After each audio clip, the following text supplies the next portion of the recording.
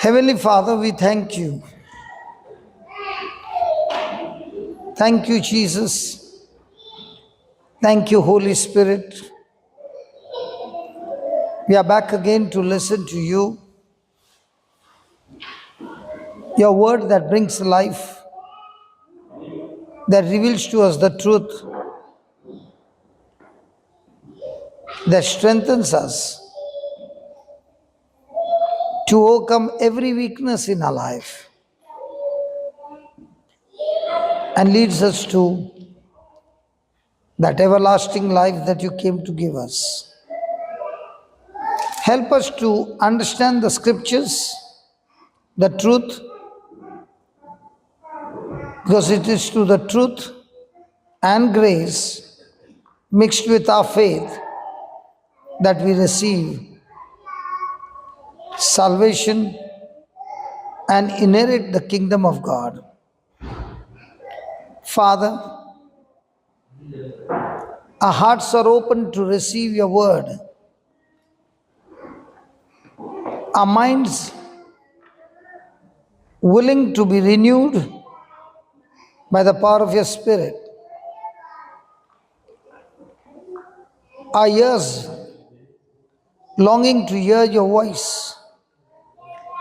Speak, Almighty God. In Jesus' name we pray. Amen. So let's go to the book of Galatians chapter 4 and verse number 30. But what does the scripture say? Cast out and send away the slave woman and her son, for never shall the son of the slave woman be heir and share the inheritance with the son of the free woman. So, brethren, we who are born again are not children of a slave woman, the natural, but of the free, the supernatural. Now we go back to where God made a covenant with Abraham, telling him to leave his father's house and come to a place where God would bless him with inheritance. And when God made that covenant that I will bless you in every area so that you will be a blessing to the nations and your descendants shall be so much that you will be the father of many nations. When God promised him this promise, Abraham was 75 years. Sarah was 65 years. 24 years went by and they are longing for a child. But there came a time when Sarah came and told Abraham, I want a child, and therefore you take one of my servants, her name is Hagar, and have a physical relationship with her so that I get a child. And that's how a child was born. His name is Ishmael. After the birth of the child of Ishmael, Hagar would not allow Sarah to touch a child. There was confusion in the family. A few years later on, God spoke to them and said, you shall have a child of your own.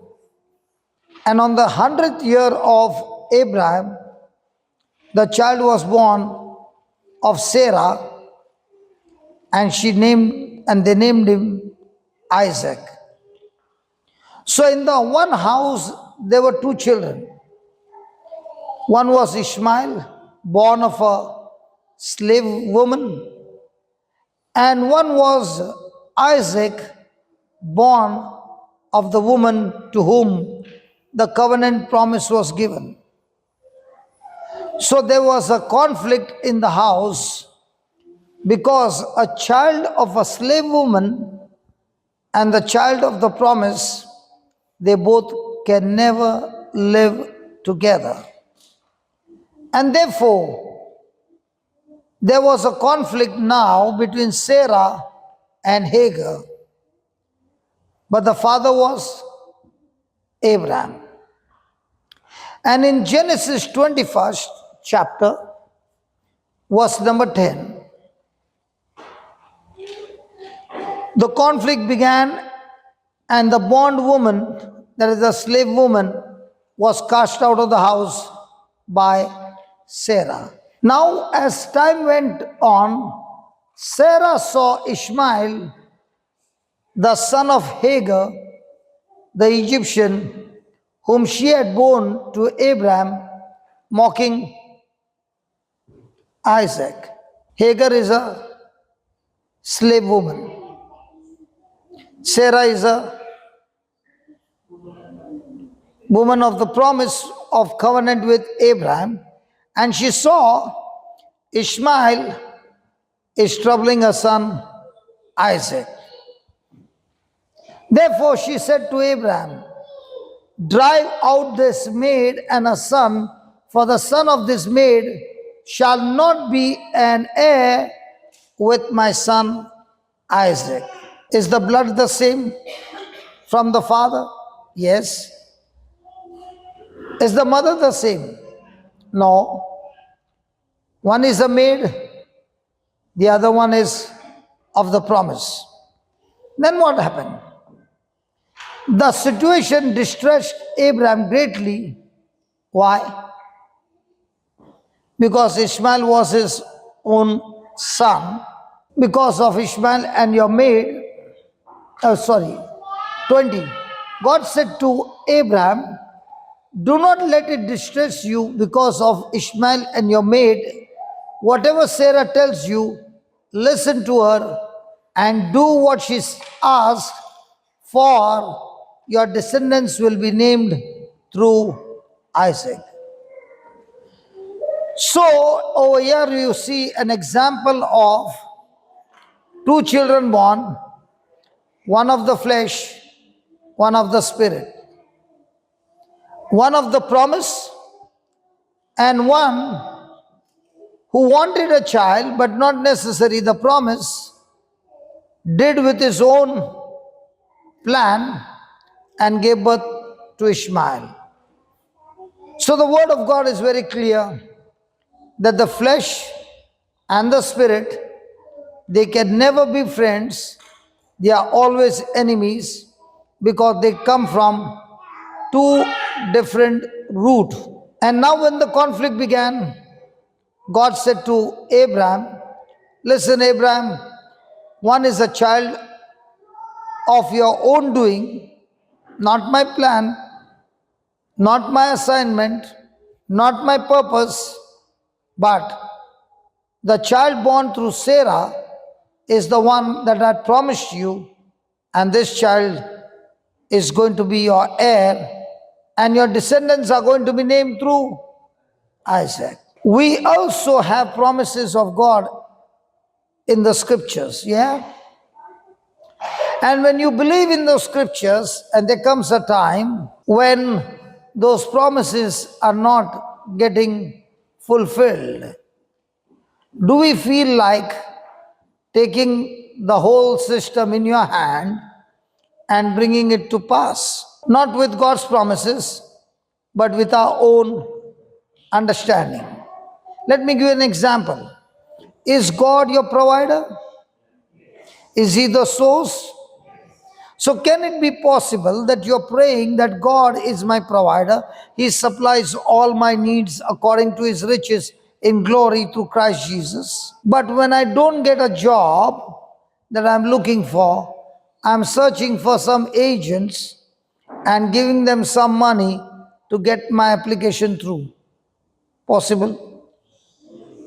And you did get a job, but was it that job under the promise or was it under the flesh? The day you got a job, you are rejoicing, you are clapping, and you're saying, I did it. But what came from the flesh comes with the consequences and it comes and destroys you. But the one who waits on the Lord for the promise to be fulfilled, that promise brings abundant life, whereas the flesh brings in the beginning happiness, but the end result is a curse.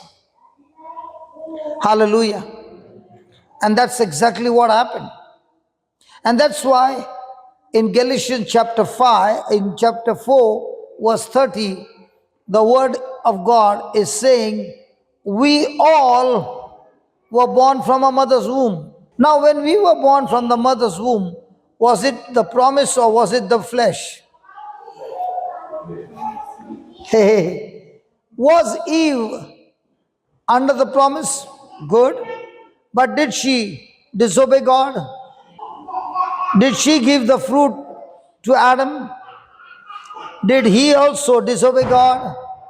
Now, were they inside the garden or outside the garden? They were inside the garden, but the moment they disobeyed, they were cast from inside outside. Now, when they were outside, where was the first child born?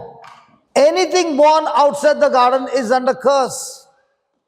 And therefore, every child born to Adam and Eve were born outside the garden, and therefore they were under a curse.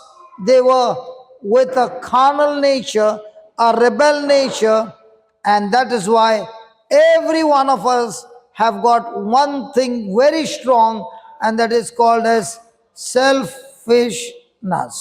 One nature is very strong, that we are rebellious against God. Hallelujah. Now, did Ishmael mock Isaac? In the same way, we who are born of flesh and blood of our mother's womb were born with the nature of a rebel. Now, when I am born of a rebel, how can I ever turn around to do good? Because my nature is of a rebel. So God wants to save his children because they are rebel in nature. And he wants to save them. And that's why he brings his son. So then, believers, say that, believers. Say that again. Say that again. Who is a believer? Hello, who is a believer? Who are born again? How did you get born again? Can you give me a little description? Because I also want to be born again. How does a person get born again?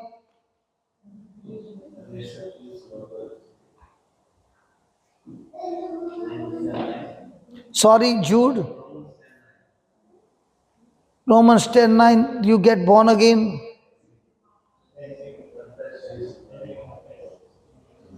Come on, how does a person get born again?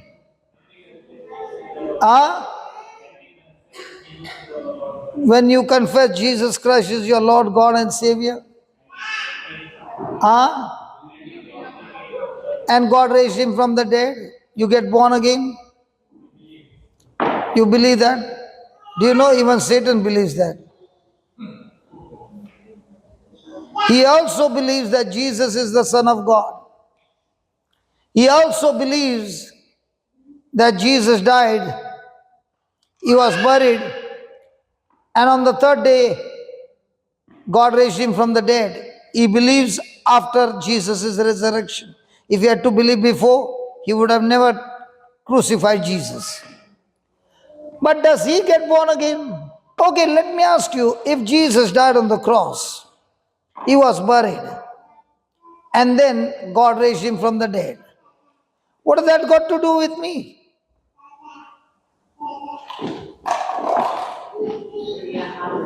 Sorry?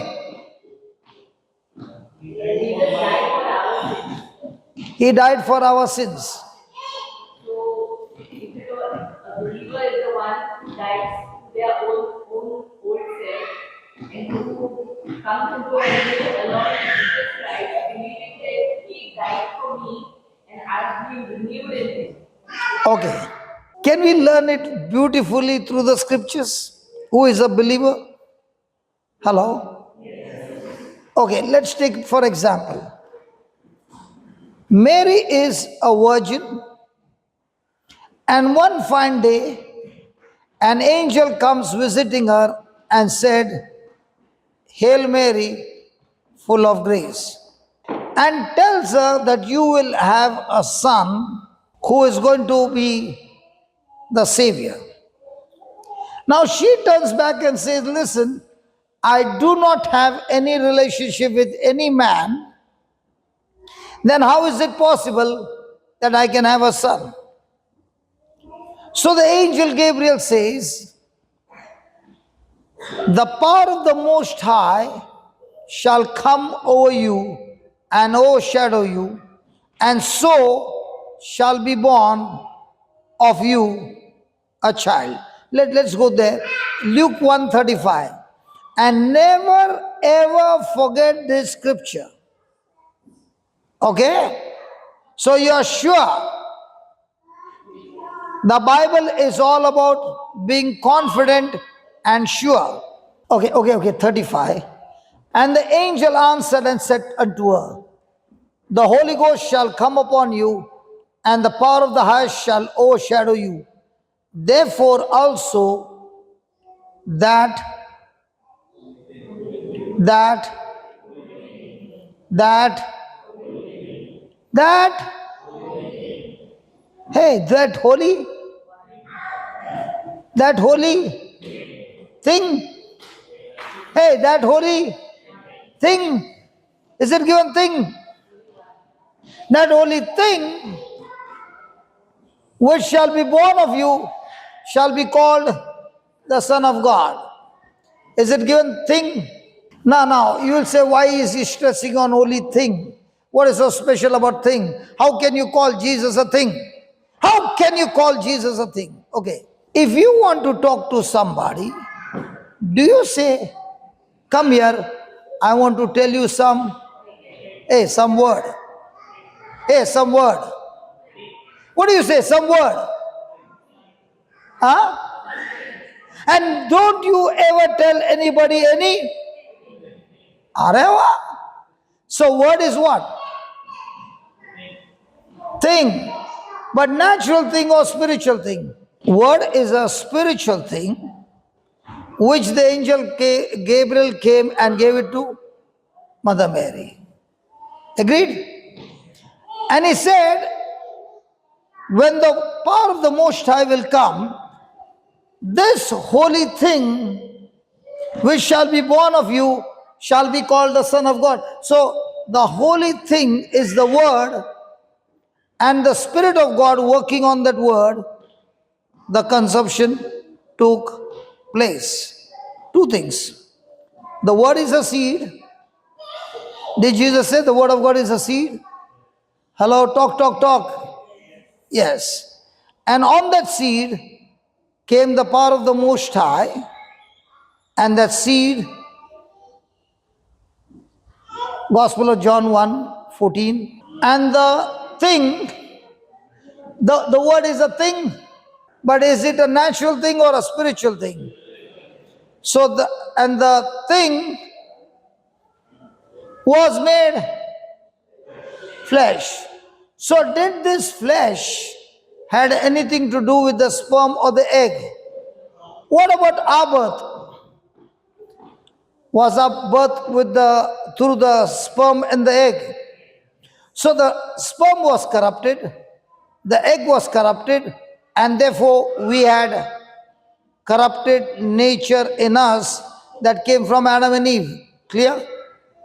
But here, the child born from Mother Mary's womb is incorruptible. Now, this child came into birth because somebody brought thing. Who was that?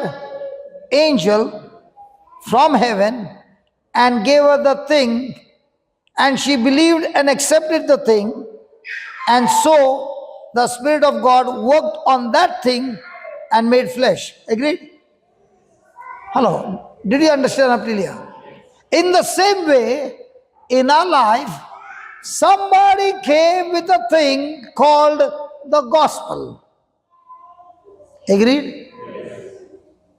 And somebody came and gave you a thing called the gospel where there was no physical evidence, and the evidence that came was the written word of God. In the same way, she asked for evidence. How will it be possible? And the angel Gabriel said, your cousin Elizabeth, even in the old age, is now 6 months pregnant. Agreed? So there was a testimony, there was an understanding that was given. And what did she say now? Be done unto me according to your word. According to your word. And when she said that, the process began. In the same way, somebody came and gave you the word, and you had no physical evidence, and for the first time you made a choice to look into the Bible and make your decision to believe unseen thing. And when you made that belief of unseen thing, from there began your birth from heaven. Now, for that person to make you believe, he has to give you practical understanding of how this system works. So let's go to Romans chapter 6 verse 3. Know you not, in other words, do you not know? Hello? Do you not know that so many of us were baptized into water? Hey, there's a screen out there, come on. So many of us were baptized into water, were baptized into water, were baptized into Jesus Christ, were baptized into his. Now the question is, do you know you were baptized into Christ? Really? Hey, really? What is baptized? Yeah, what is baptized? What is baptized? Huh? Your voice is very nice. You know, it comes only. It can't come up till here. Go on, say somebody loudly. Baptized. Baptized is to be immersed, one. Baptized is to be in union. Baptized is to be grafted in. Hello. Now, husband and wife, anybody there? Husband and wife here? Husband and wife. Anita and Jude. Are you husband and wife? The daughter is saying, my dad and mom. Are you husband and wife? Yes. Jude is not saying anything. Yes. Are you both one flesh? Baby, do you think dad will take a finger like this and take a hammer and hit his own finger? Why not? This is dad's finger, okay? He'll keep it on the table and will you do that ever? Correct? You won't do. Is his wife, your mummy, his flesh? Is your mummy his flesh? Are they both one? So can a husband ever take a hammer and hit with words his wife? If you really believe, then every action of yours against your wife is like you hammering your own body, your own self. If you believe. Hello? Hallelujah. You know, the last time I was in UK, something happened. I was going back to Dubai and they said 30 kg or 23 kg baggage. So I took 2 baggage, 23 kg. And the lady at the boarding gate said, the ticket, she said 23 kg, 1 bag. I've got how many? She said, you decide which one you want, the other one goes out. But you know, I'm an Indian. Am I an Indian? I said, I'll be back. I took both the bags, tied them together, and brought and gave it to her. She started laughing. Now, did it become one bag? Was she satisfied? The moment I went to Dubai and I wanted something from one bag, did I have to cut them and separate them? Now my question is, when you go and drink coffee and there's milk and you mix them, did they become one? Now can you separate them? That is called union. Cannot be separated. That's what a husband and wife is. The body might be looking two, but in the spirit they are one. In the same way, you and I are baptized into Christ, means we are one in each other. Wow. Do you know that? Hello, do you know that? And then he says, because you know that, therefore we are buried with him by baptism into death. Have you been to Jerusalem? जिसको नहीं मालूम है यार, तो तेरे को मैं class के बाहर निकाल दूंगा.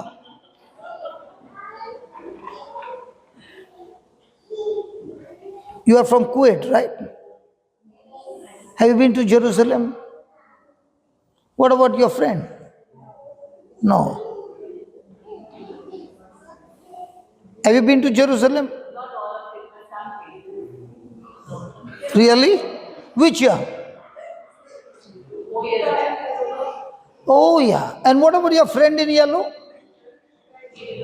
She did not. And what about the other friend? Now, if you believe this scripture that you are baptized in Christ, that means you are in Christ. And where was Christ? So where were you? That is what is called believing. When I read the scripture, the Lord asked me, have you been to Jerusalem? I said, no. He said, no, you have been to Jerusalem. I said, no. He said, if you believe what is baptism, then you have been to Jerusalem because you were in Christ. And whatever Christ did affects you the same way whatever Adam did affected you, and you were born a sinner. So, are we baptized in Jesus? Yeah. So when Jesus was buried, were we buried with him? So, we were buried with him by baptism into death, that like as Christ was raised from the dead by the word of the Father. Did God create everything by his word? But did he raise Jesus from the dead by his word? No, by his glory. So in the same way, when Christ was raised and you were baptized, are you still dead or you also were raised? So that we also should walk in. So now my question is, do you really believe you are in Christ? Do you believe you were buried? Do you believe you have been raised up? So now do you have a new nature in you? What happened to the old nature? It died with Christ. And unless I believe this truth, I cannot live and experience the new nature of Christ that has been installed in me, just the way when Mother Mary said, let it be done unto me according to your word. In the same way, when the gospel is preached and Jesus is your substitute. If you don't believe that, then all that Jesus did on the cross, you are rejecting and saying, I don't agree. Everything that Adam did affected you. And when you believe that you are in Christ and Christ is your substitute, he took your place to deliver you. Let me give you more understanding on that. Was Adam in love with Eve? At the first time when he saw Eve, his eyes were closed. He was fast asleep. And God created Eve. So God is supposed to introduce him to Adam. And the moment his eyes opened, his eyes popped open.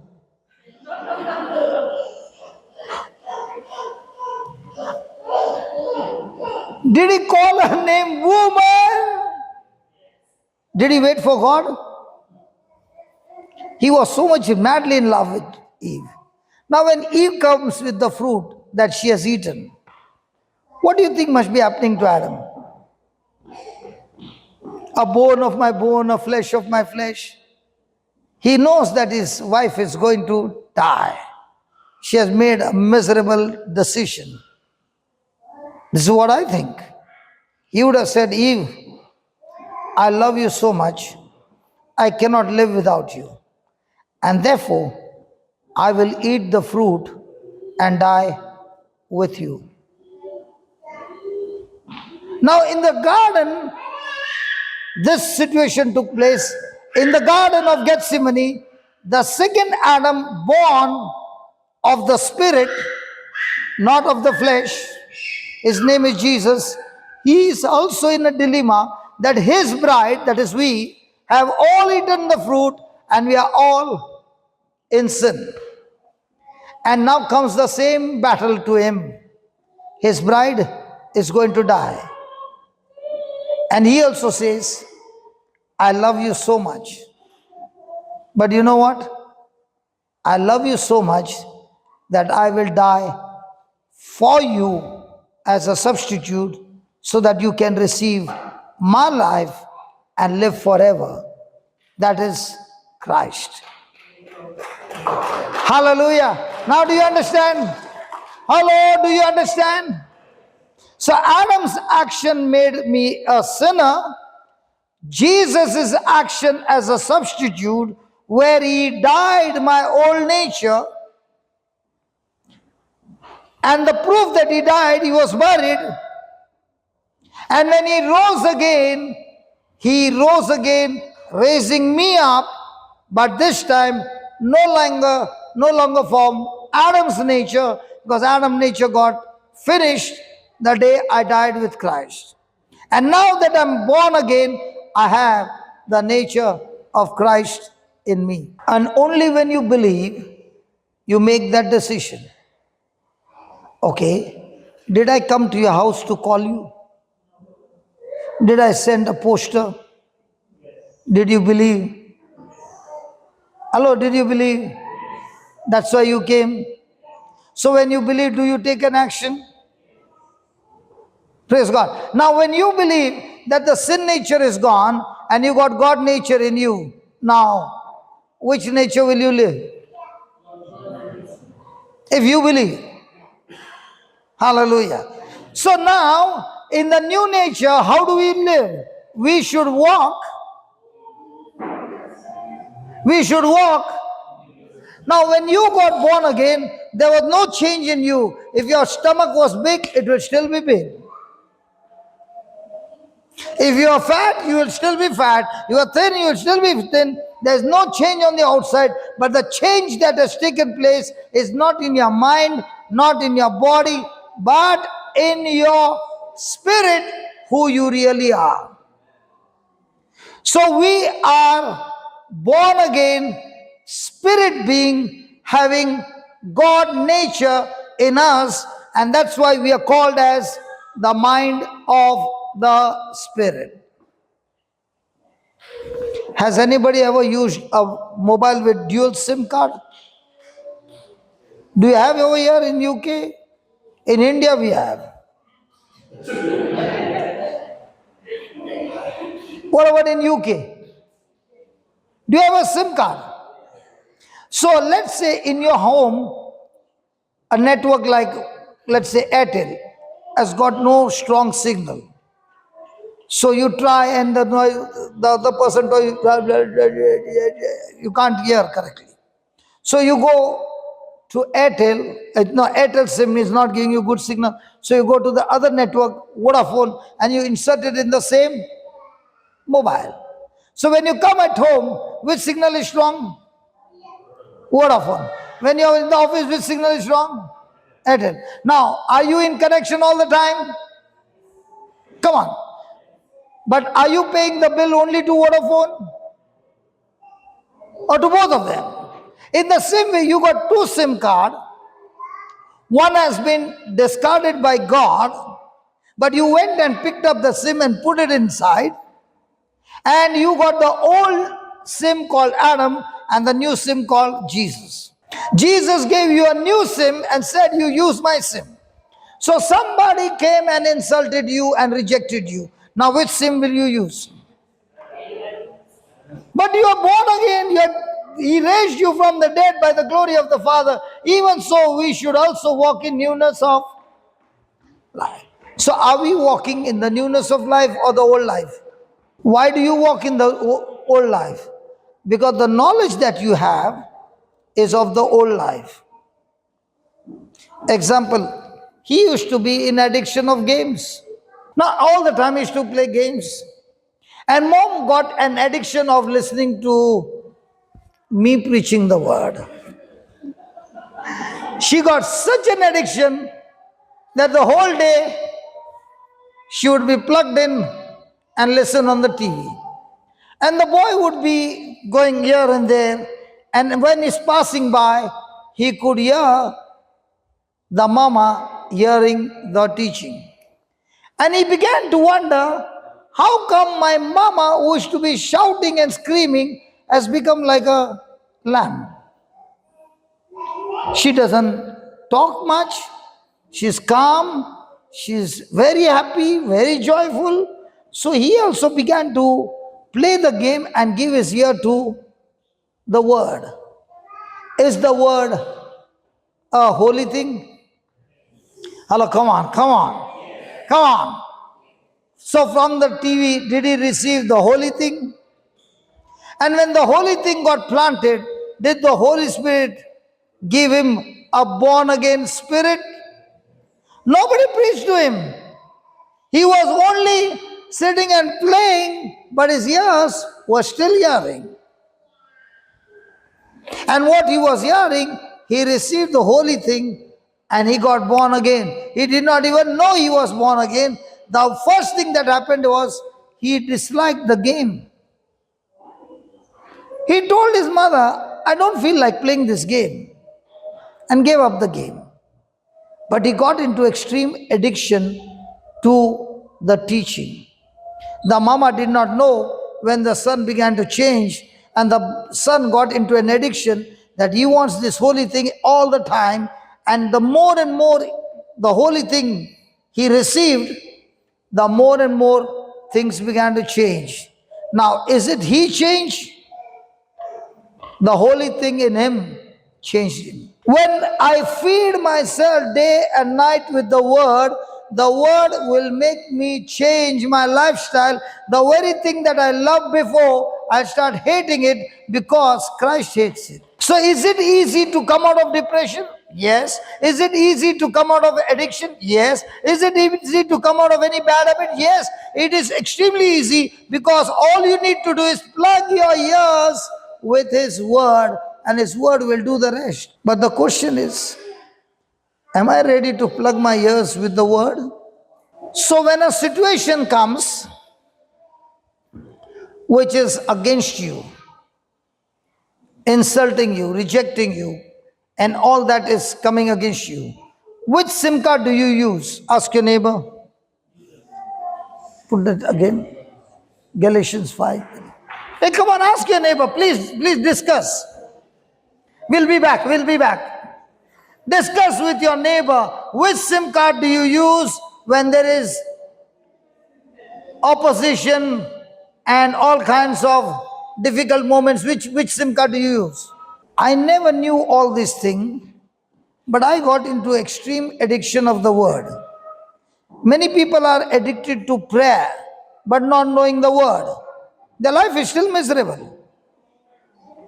100% it will be miserable. If you are only praying and no word, your life will be miserable. Can I show you why? Let me show you why. Because I like to show you why. Go to Gospel of John. chapter 8, verse 30 onwards, 30, 31, 32. And as Jesus said these things, many, as Jesus said these, these words, these, many. So how do you get believe? When you hear many things.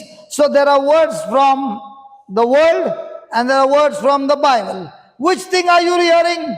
There are words. And words are things. But which thing are you hearing? Godly or ungodly thing? Good. If you are hearing godly thing, then what will come? Believe. So Jesus was saying to the Jews who had believed in him, if you go to church continually, you pray the whole day, you do the fasting, and don't forget to pay your tithes.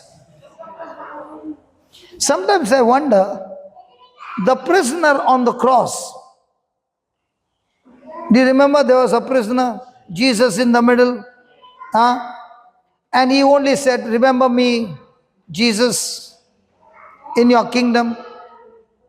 He paid solid tithes when on the cross. You pay your tithes and you will be saved. Who told you?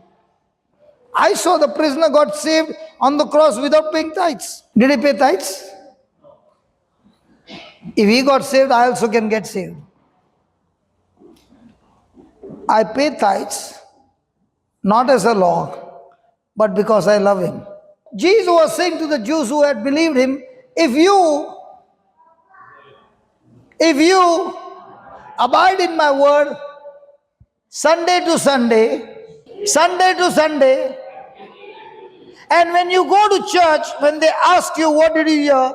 You should say, I heard Mark, Matthew, Luke, and John.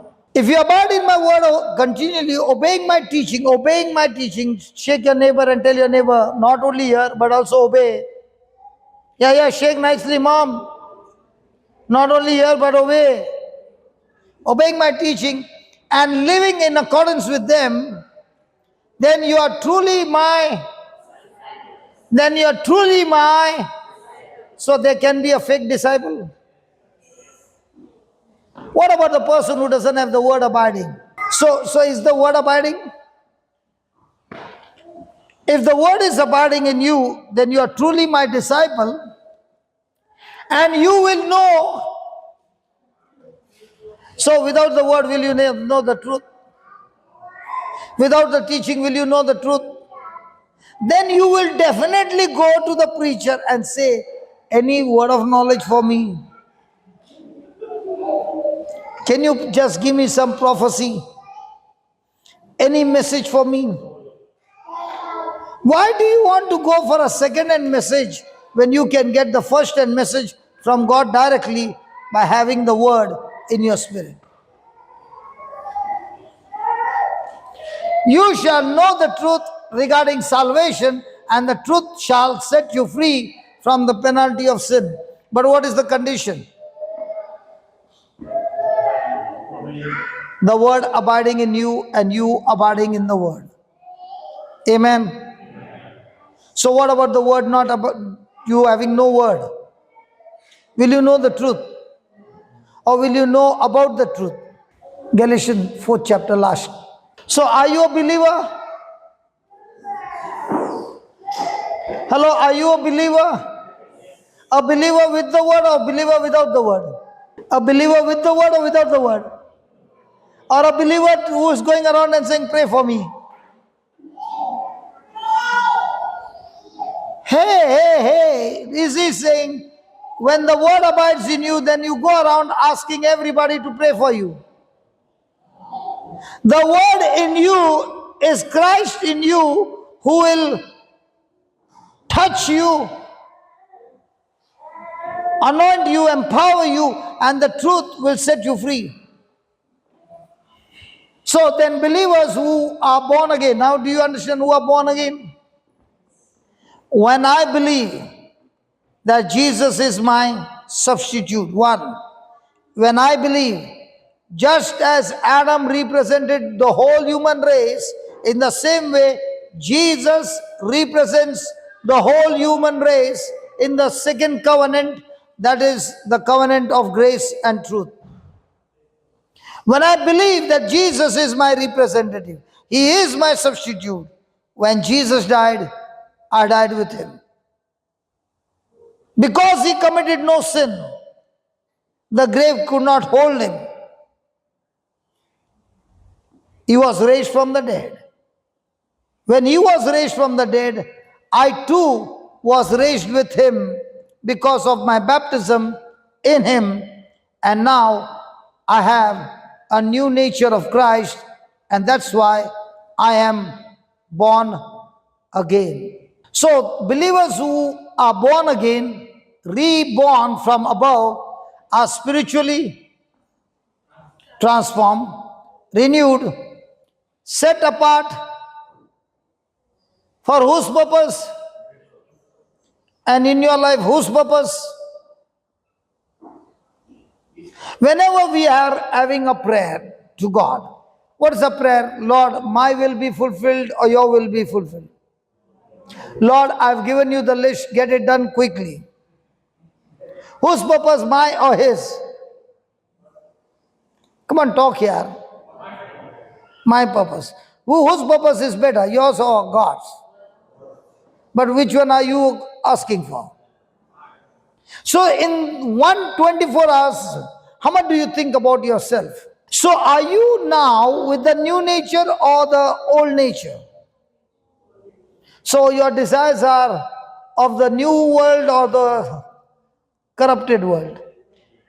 So because your nature is of the world, do you gather the treasures of the world or the treasures of heaven? Which treasure do you gather every day? What about the treasures of heaven? Okay, do you know what is the treasure of heaven? The treasure of heaven is love, joy, peace, faith, patience, gentleness, kindness, humility, self-control. Are we supposed to gather this? And when does a person get to gather this? Under test or without test? So the next time the test is there, it's time to gather the treasure or pray, God, get me out. I tell you, the day you make this your treasure and start gathering this treasure, you will experience heaven on earth. So the next time there's an opposition, there's bitterness, rejection, insult, on all unjust suffering coming against you, that is the time comes the real fun. Christ in you starts teaching you how to live a victorious life, a life of freedom. I've been there and it's still going. But understanding the scriptures helps to come back and fight. Uncle, as you said about this, that bitterness and all these things come, but that time in the mind only those things play. Wait, what things play? Bad things, like whatever happened. For example, this person was very nice to me. Suddenly something happened, and now not talking and all these things. But that thing keeps playing in the mind. Why that person did like this? So how to fight that thought? Now, when you are doing shopping, do you get confused in doing shopping? No, Why not? because I make a list and I go. Huh?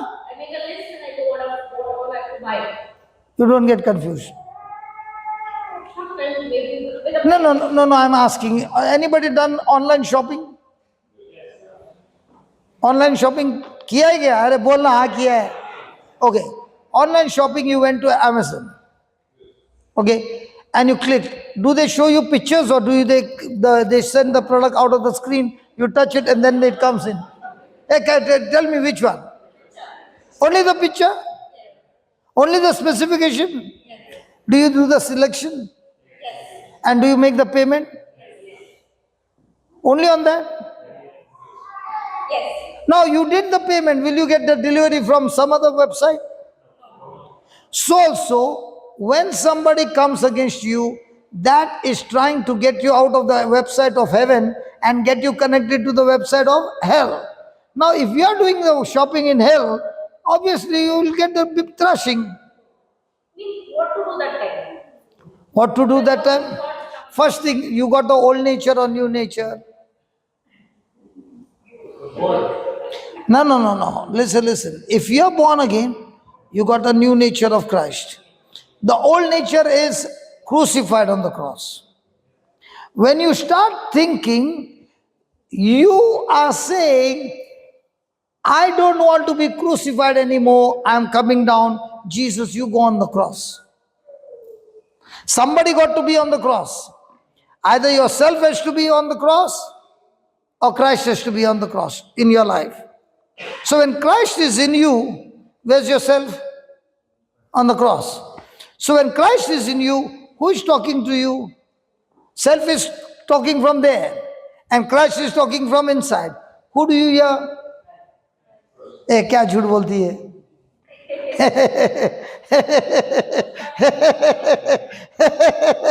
Whenever I know that I am disobeying the Lord, my shopping is come from hell, it is sure to bring total destruction in my life.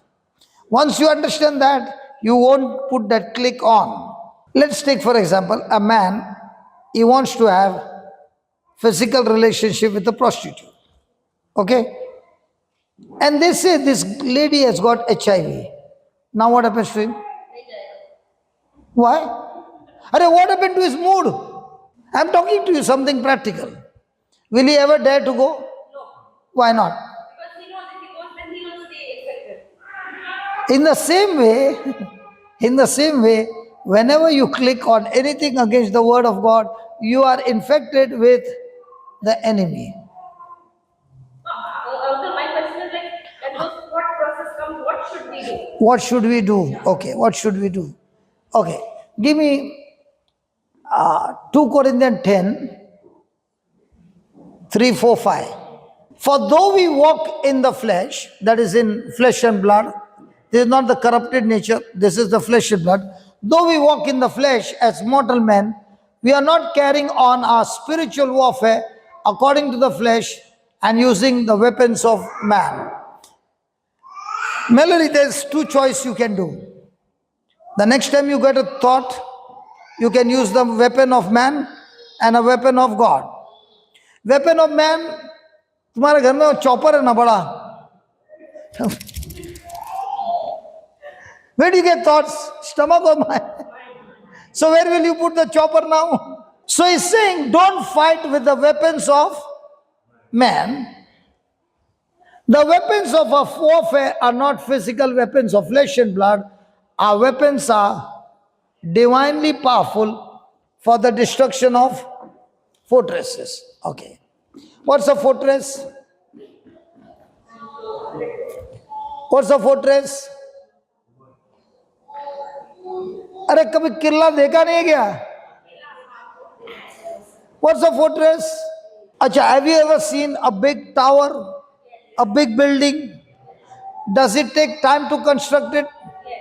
In the same way, in our mind, there are many fortresses. For example, Freddie, whenever I take his example, he says, no problem. So Freddie has insulted me. Okay? How many times am I playing the same thing over and over again? Many times. So what am I doing now? Building a fortress. Now, as I'm building that fortress, what is happening? I am becoming a prisoner in that fortress. Praise God. Now, because of that stronghold, I cannot think anywhere out because that stronghold has captivated my mind. Then he says, we are destroying sophisticated arguments and every exalted and proud thing that sets itself up against the true knowledge of God, and we are taking And we are taking, and we are taking, and we are taking every thought what? Just push it up, push it up. Take it up. We taking every thought and purpose captive to the obedience of Christ. Now, do we take every thought into captivity? Now, tell me honestly, forget Mallory for a moment. How many people are talking in this room? Only me. Praise God. Why did you look at her? The moment you said only me, she's looking at you. Is she right? Camilo's sister, is she right? No. That's why she looked at you. Nobody looked at you except that lady. Why?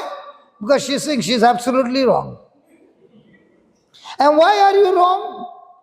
Because when I am talking, your mind is also talking, but the words are not coming out of your mouth, but the thoughts are talking to you. Some of you might be thinking, he looks like a joker, man. So many thoughts might be running in your mind.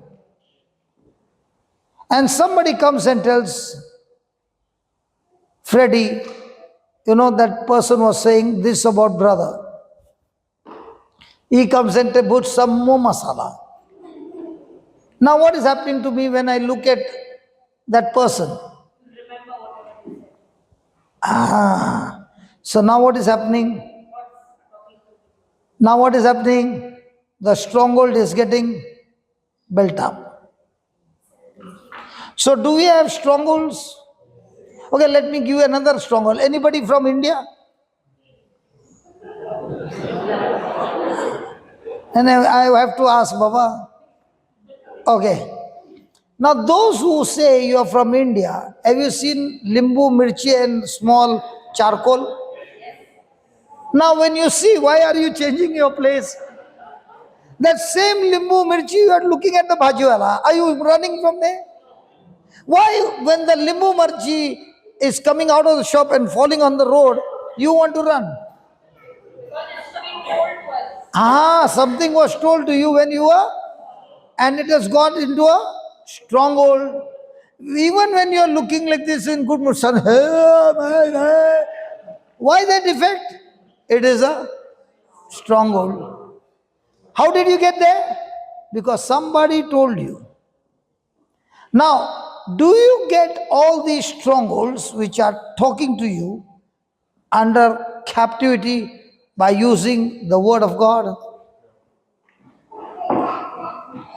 Now, what you are saying, let me give you a stronghold.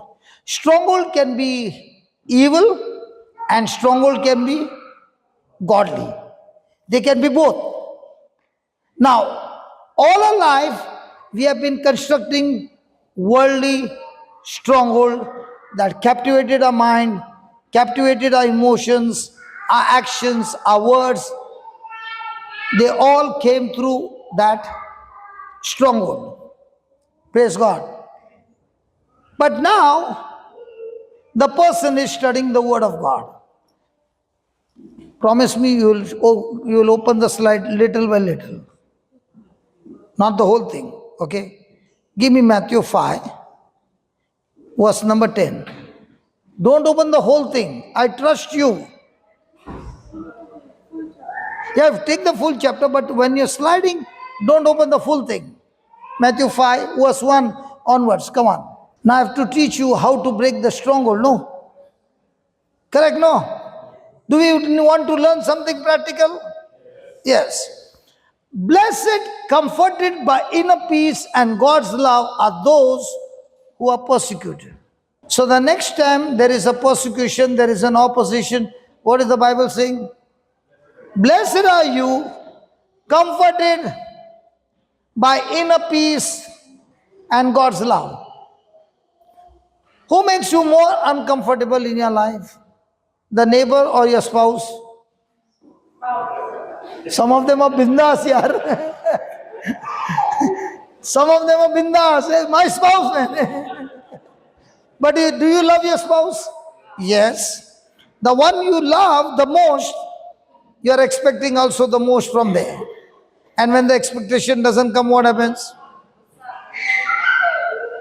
So blessed are you when you are comforted by inner peace and God's love are those who are persecuted for doing that is morally right, for theirs is the kingdom of heaven both now and forever.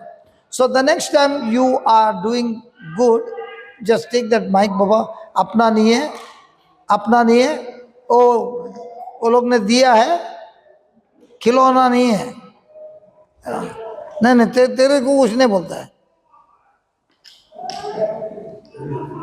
Blessed are you when somebody takes your mic and you are comforted by God's love and God's peace. Not possible? Come on. For theirs is the kingdom of. So now Skyla has not got angry. She is not bitter. She is still playing. Blessed is she. Can you see her playing? But if the same thing had happened in the marriage, the elders are also playing like this. Children can remember that incident for a week. Elders can forget in a moment.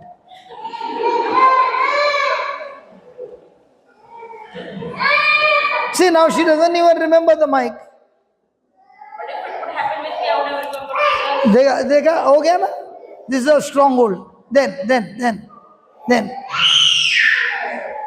11. Slowly, Baba, slowly. Slowly. And just get down little. Bas. Are you ready? Melody, what happened? You went? Praise God. Ready? How to break the stronghold.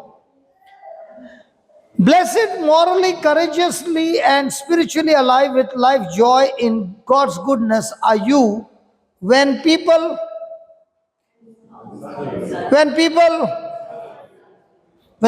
insult you and persecute you and falsely say all kind of evil things against you. Enough.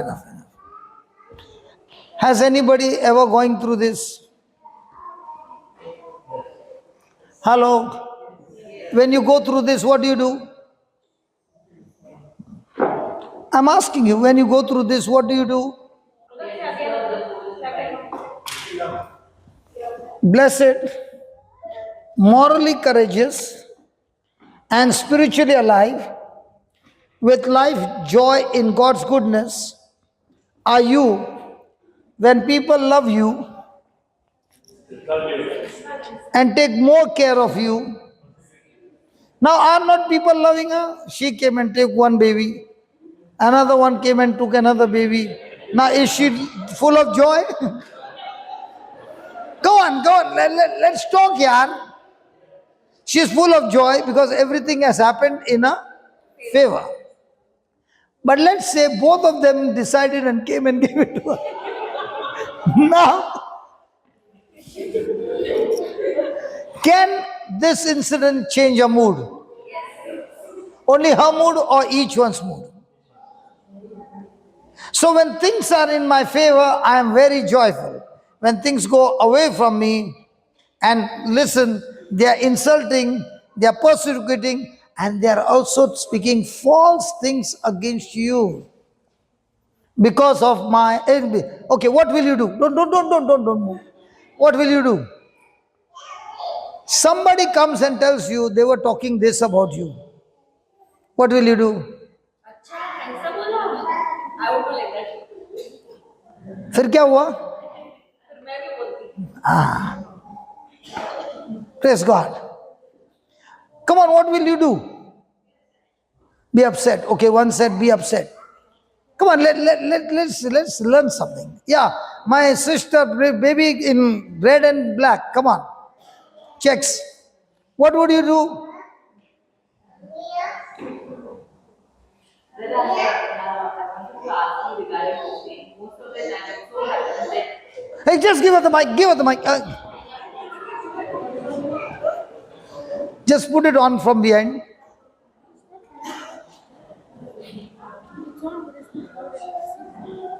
Praise God. But it so happens that many a time I get persecuted.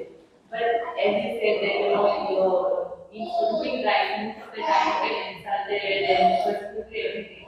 But for instance, now it happens to me. For that extent of the time, I get very disturbed.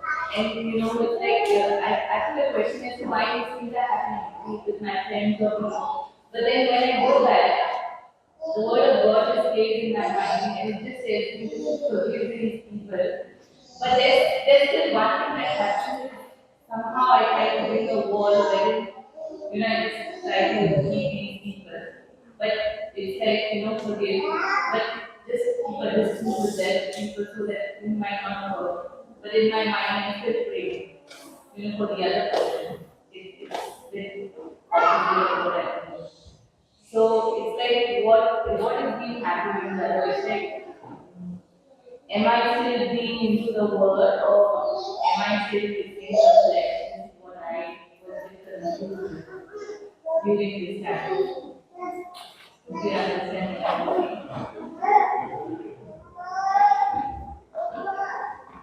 Let me ask Aliston for some advice.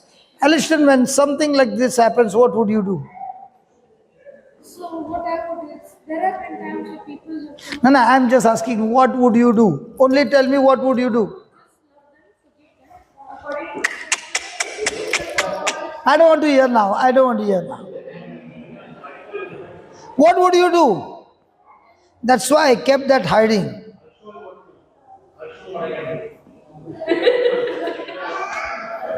Okay. Let's see what to do. Jesus is saying what to do. Let's hear the advice from Jesus. Bas. Be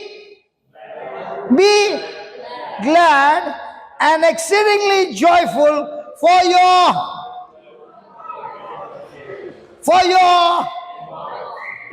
let's say I remember these things at that okay. Listen, Baba. I have got a problem in my identity. Like Moses had a problem in this identity. He was born a Hebrew, correct? In 3 months, the mother had to let the baby go. For the next 40 years, he was raised in Egypt. He became an Egyptian. Then he committed the murder and he had to run. And the next 40 years, he was with the Midianites. So when he goes to the Midianites, they are saying, "You're not one of us. You are an Egyptian." When he goes to the Egyptian, they say, "You're not one of us. You are Hebrew." When he goes to the Hebrew, they say, "You're not one of us. You are this." Now, what happened in my life is, when God touched my life, He showed me how the Word of God works, and I was delivered by the Word of God. So I became extremely word. Now, when I'm preaching, the Catholics are saying, "He's not a Catholic, he's a Protestant." When I go to the Protestant church also I preach, they are saying, "He's not a Protestant, he's a Catholic." Now I'm getting persecution in both the place. Now, every time I hear anything coming against me falsely and unjustly, I am, and this has been going on for 25 years.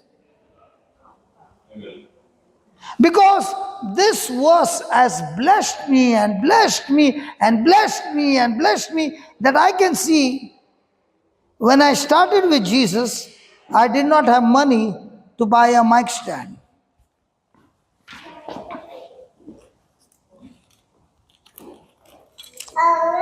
This CD is way later on. But the first CD that we made, we did not have money to buy a mic stand. But I would follow the instruction, even though I could not feel good, that Jesus is saying, be glad and exceedingly rejoicing, for there is a great reward for you in heaven. So I said, this is my moment of passing the test so that I get rewarded. You are in new creation home, right? I'll tell you. The day I decided to leave the new creation home, which took me 17 years, okay, I did not want to have a fight. So I said, I want to resign. The retreat was going on for 4 days. And I was preaching the whole retreat with my whole heart. And not one person knew that this would be my last moment on that platform, that I'm preaching for the last time. There was no sorrow. There was no pain, because God gave me a word. If Abraham could sacrifice his son Isaac, are you ready to sacrifice this place? And I said, God, as long as you are there and I sacrifice this place, you have trained me so much that I can build up more places like this, because the reward is great when I pass the test. And for next, I think 5-6 months, people did not even know why he's not coming to Goa. And for about 8 months, I had no place to preach. And I was searching for places to preach, because I had made a promise to God that wherever I go, Lord, I'm going to do your service free. So I began to inquire into different retreat center. If I have a retreat, how much will they charge me per day? And I was shocked. It was 200 rupees per day. And when you have people of about 200, 300 people, how many lakhs will I need? And I did make a retreat where there were 400 people in Pune, paying per head on discounted price 100 rupees with no food. And I began to realize, Lord, so many years I've been doing retreats after retreats and everything was free. And now when I want per head 100 rupees per day, and it was a 10 days retreat. So how much it comes to? 1000 rupees. 400 people. Plus food extra. And there were no beddings. So we had to make beddings and bring the beddings. But in all these things, there was one thing. When anything goes wrong against me falsely, it's my time of promotion. It's time to rejoice. And the reason I rejoice is this. Whenever you see a plane and you sit in that plane, no pilot will take the plane from the place where you boarded. He will first take it on the runway. Is that right? Why does he need to take on the runway? Why not anywhere else? Because he has to go at a speed without any obstruction. And when he goes at the speed of 250 to 300 kilometers per hour, with the cargo, with the people, with the luggage, the air that you can't see here, the same air is the one that takes the plane on flight. And in the same way, the accusation, the persecution, and all that is coming against you, and you are dancing and rejoicing and loving those people and forgiving, that is what is going to take you onto the lift to the next promotion. You are not rejoicing because he tells you to rejoice. You are rejoicing because he has made you understand that Jesus also went on the Good Friday. And on the Good Friday, he also blessed everybody. And he even said, Father, forgive them, for they know not what they are doing. And that's the promotion of the resurrection by which he went to the next position as a spirit man with a physical body in heaven. When you understand the system, you are saying, come on, devil, give your best shot. In everything, the opposite person can do maximum harm to me. But that doesn't mean you win. The last shot comes from you. The devil gave his best shot to make Jesus, torture him, destroy him. But Jesus opened his mouth once and he said, Father, forgive them. Means what? For all the wrong that you have done, Father, I still love these people. Please forgive them. That is love. And blessed are those who practice this. They shall inherit the kingdom of God. So the next time there's a bad news and you're not the cause,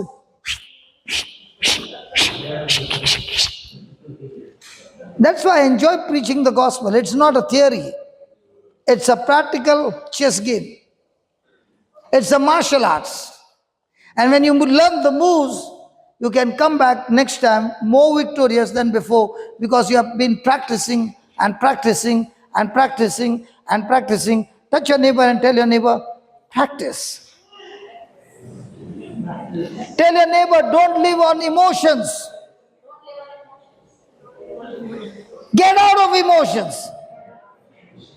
Now, my question to you, hello, the one who asked me the question, my question to you, how come for the last 25 years, there is so much of victory over victory over victory?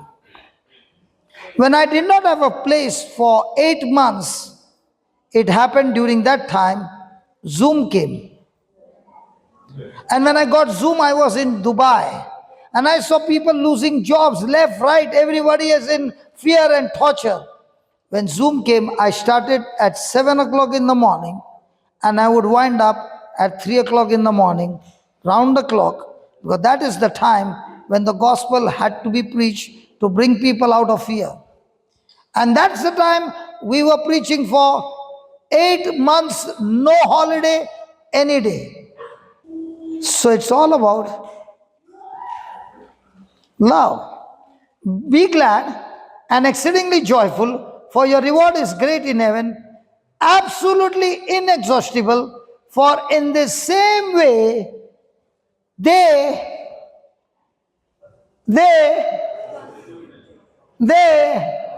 do you know, I came to know I'm a prophet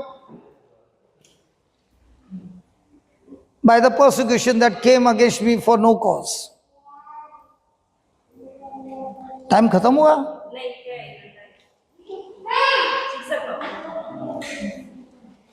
Hallelujah. Thank you, Jesus. Hallelujah. So what do you say? Yes. Brother, I don't understand but sometimes what I'm trying to say is, when persecution do come, instantly they are not able to think about that incident. So if you have all the realization of the thing itself later on, we are able to realize later on. Do you drive a car? In India, yes. In India, yes. Were you ever caught up in a traffic? Yes. Now, did you get later on understanding that first you went and dashed this side, dashed this side, dashed this one, that one, jara bana mere liye. And then you realized, oh, I shouldn't have done that. Why not? Huh? Why didn't you dash the car in front? You are frustrated, man. You know, when the person is in Dubai, at the immigration, not a sound, everybody's. The same person lands in Bombay. Hey, kya raha idhar? Dal piche yaar. How come this voice is not coming out there? I was once traveling from Kuwait. Sit on. I was once traveling from Kuwait to Bangalore.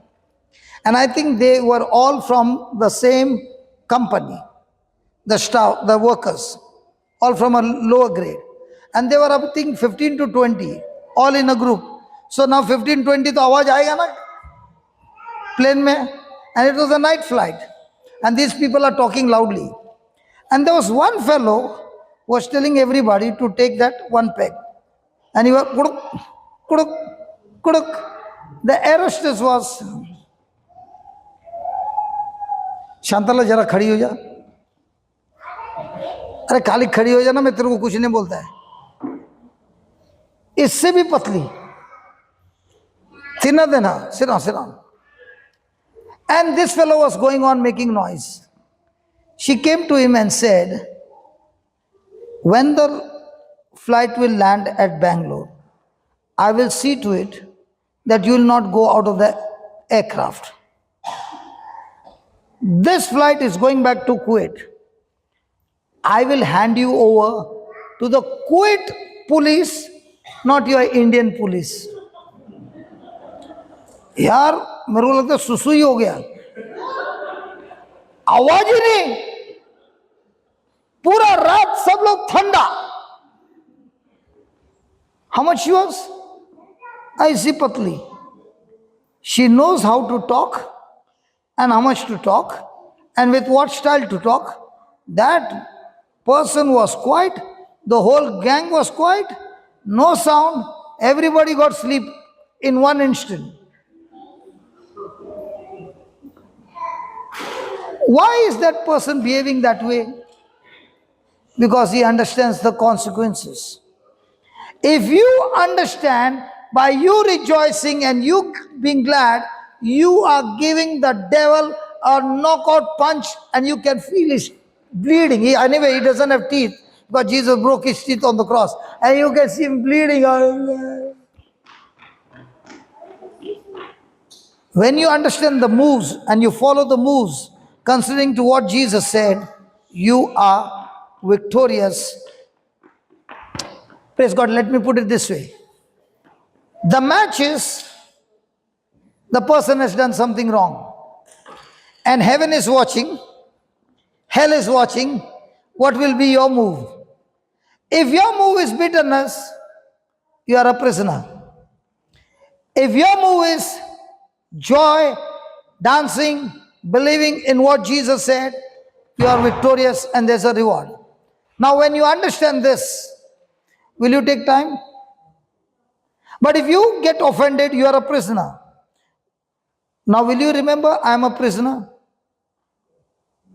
So how many people get into the prison every day, number of times, and every time you get into the prison, you are fed with poison in your body. You check out of your own, look at some people who get bitter very quickly, look at their body is full of sickness. But the same person, when he makes a decision, no, I refuse to get bitter, I will operate in love, that same person starts getting healed. I used to be a fighter in those days in the gangs. Even today I'm a fighter. But I like to fight with a new weapon called the Word of God. And with that weapon, when you fight, you can go around fighting for somebody else also to bring them out of their prison.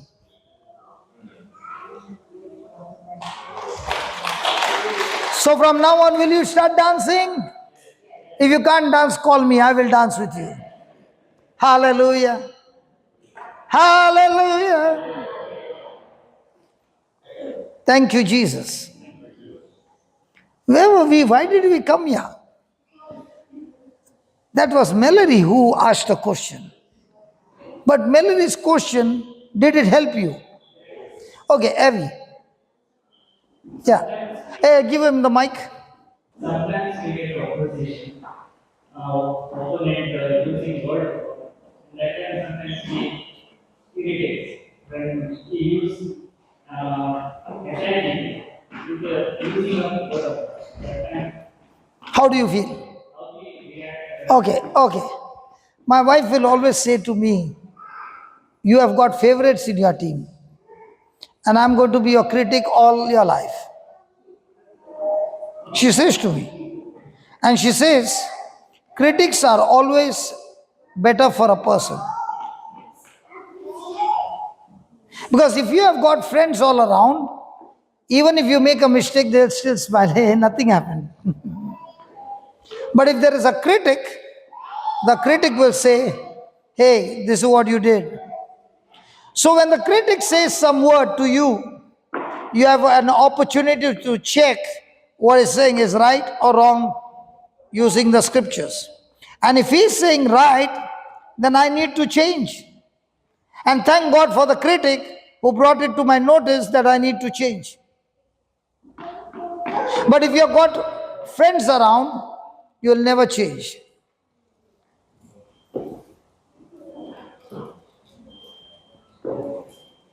Okay, let's say Avi is working for you. This brother is working for you and you're the boss. Sit like a boss man. Okay. Now Avi comes to office. He's supposed to come at 8 o'clock and he comes at 8:30. And because you are very, very compassionate, you tell him lovingly, brothers, see that you come early and all that. But now he comes at another half an hour late. He has been working under you for 2 years. You get a transfer and I come to your place. And Avi, like usual, come at 9 o'clock. And I look at him and I say, no need of coming from tomorrow. Just one line. What will happen to Avi? He is all shaken up. From tomorrow I'll come early, I promise you. What time will he come next day? 8 o'clock. Again I tell him, no need of coming from next time. So he's saying, you told me to come at 8 o'clock, I came at 8 o'clock. Yes, you came at 8 o'clock. But then you went to the washroom and put some decoration, your beard and your hair and all that style, and you are sitting here. It's 8:10. Just once I said 8:10. What do you think he will be coming on the desk? 7:45. Now, when I put pressure on him, and I'm an expert, and I'm giving him some jobs, and he has to do it because he needs that job. After 6 months, what do you think will be the character of Avi? Come early. Not only early, about his performance, about his patience, about his taking the pressure. The wife will be saying, thank God his boss got transferred, but that boss made him lazy. This boss made him active. So remember, friends don't change you. They comfort you.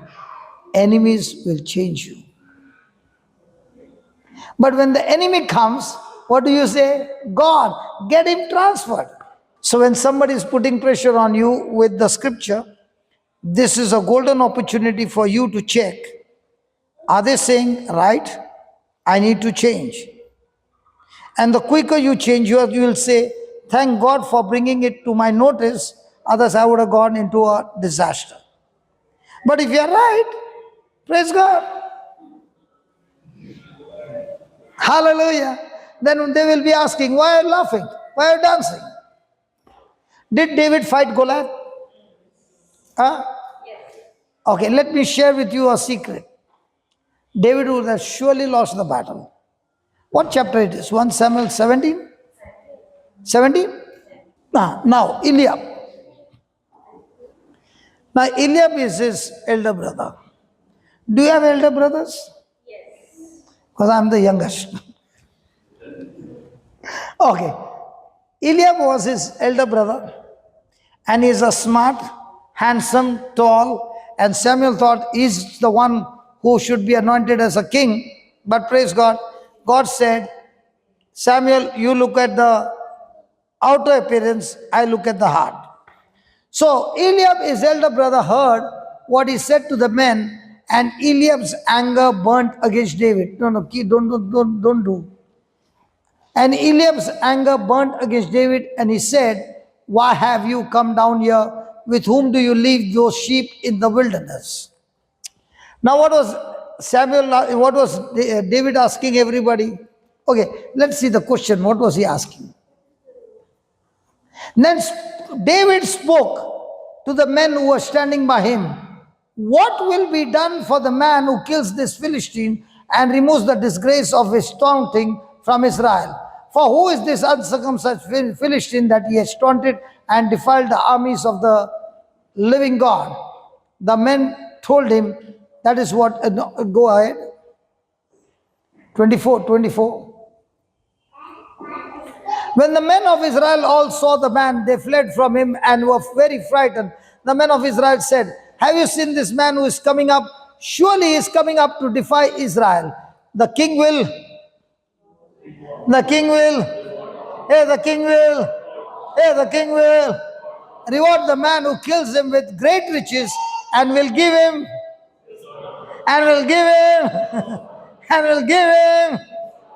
in marriage and make his father's house family free from taxes and services in Israel.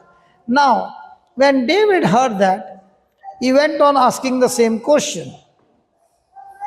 And the people kept on giving him the same answer. And as he kept on asking the same question, his elder brother heard that David is going on asking this question again and again. Now come back to Eliab. Eliab anger burned. Why do you think Eliab's anger burned? Did David say anything to him? Because David is asking this question, why should he get angry?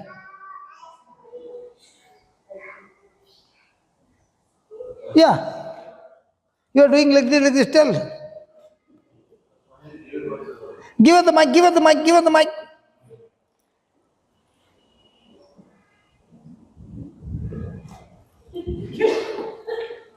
I said her and you went to him. You are confusing me, man. Okay. इसके लिए मैं बोल रहा मूछ रख तू मूछ नहीं रखता है लबड़ा हो गया ना आज भी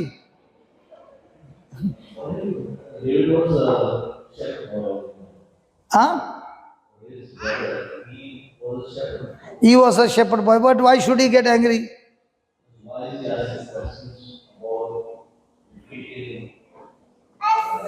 Goliath.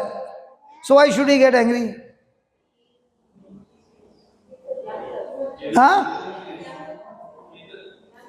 He is the most less powerless person. Sorry? He is the youngest person and we are the oldest and we can defeat Goliath. So why he has... He could not do it. For 40 days going on.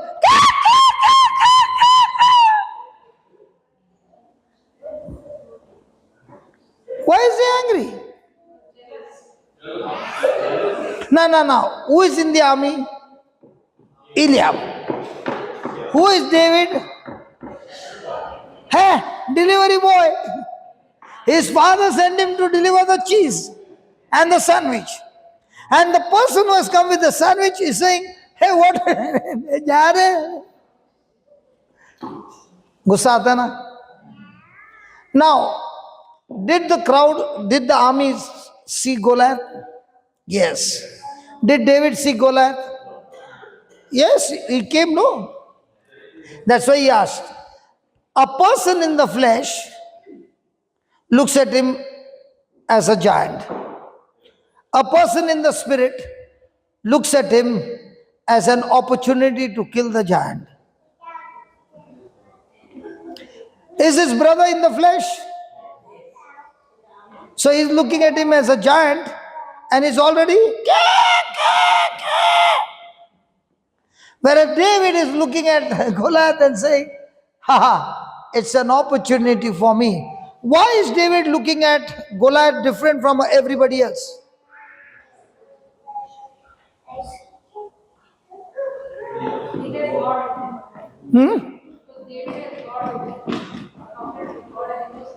The whole of Israel has got a covenant with God. Because just before the fight, he has been anointed with the oil and the Spirit of God came upon him. Correct? Don't you pray, God, give me your Holy Spirit? Hello? How many of you want anointing of the Holy Spirit? Very few men now, those who want it also are nature. Because Holy Spirit is given to you to fight battles. Now how many of you want Holy Spirit? Because when the Holy Spirit comes, the person looks at the situation as an opportunity to fight. Now David is anointed and he has gone as a person carrying sandwiches. But when he looks at Goliath as an opportunity because he has God with him. In the same way, we who are born again, are we anointed with the Holy Spirit? How do we look at the situation? Like the world looks, or as an opportunity for us? Hello? You look at it as an opportunity? Write down in capital letters. The size of my enemy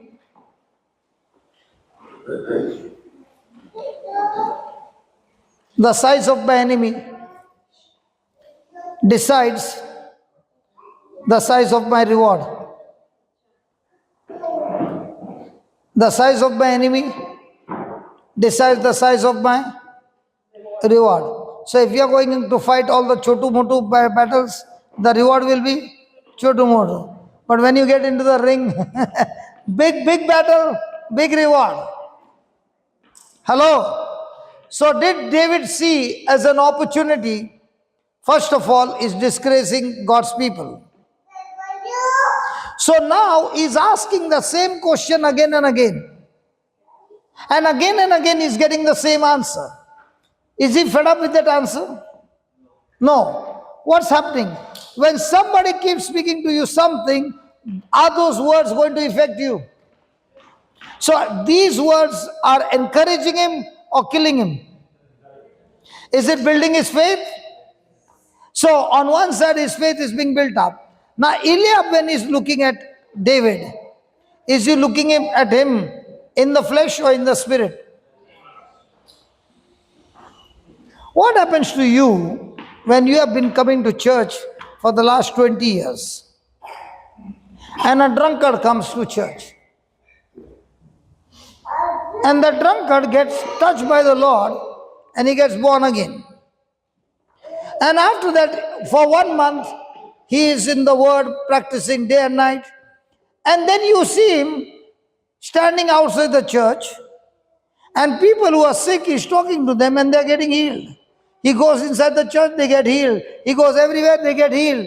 What happens to you who have been for 20 years and not even a headache is going?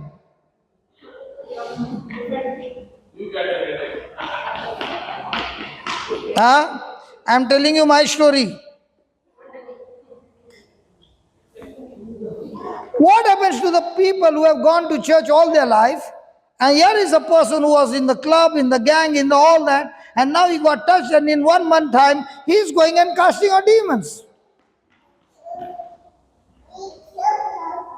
He's laying hands on the sick and they are getting healed. Why was this happening with me? I did not know. But today I know. You want to know? Tomorrow we can talk about this? Or today? Hey, tomorrow. Come on here, tomorrow. I know you want to know why. Give me that Mark 16:16. Read the 17th line. These signs will accompany those who go to church every day, those who pray every day. So what is the meaning of the word believe? Okay, let's read and then we'll check whether you believe, okay? These signs will accompany those who have believed. In my name they shall cast out demons, they will speak in new tongues, they will speak of serpents, and if they drink any deadly thing, it will not hurt them. They will lay hands on the sick and they will surely die.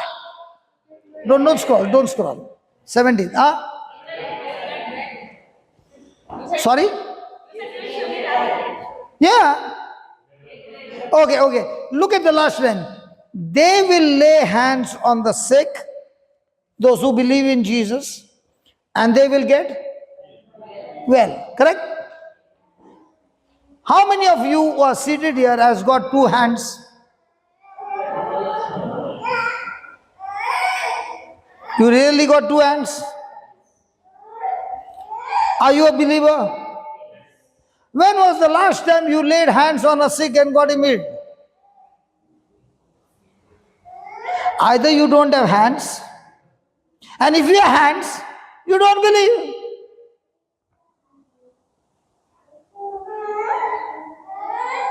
When I read this, I was 1 month old in the Lord. And I read it in the evening at 5 o'clock. That scene is still there in my mind. And when I read it, in my name, they shall cast out demons. And I said, thank God, Lord, you said, they shall cast out demons. You never said priests and the nuns. I would get disqualified. And if you said they shall cast out demons, you never said after how many years? And I began to cry, and now I was jumping, and I ended up jumping on the bed, reading the scripture. Bed Ray. Because I could not control my joy that I found that to cast out demons, all I needed to do is believe. And he said, these signs shall follow them. I said, Lord, these signs shall follow them. He said, if you're walking in the sunlight, can you tell the shadow, don't come today? In the same way, when you're walking in my word and my word is walking in you, when you're walking, signs and wonders are supposed to follow you.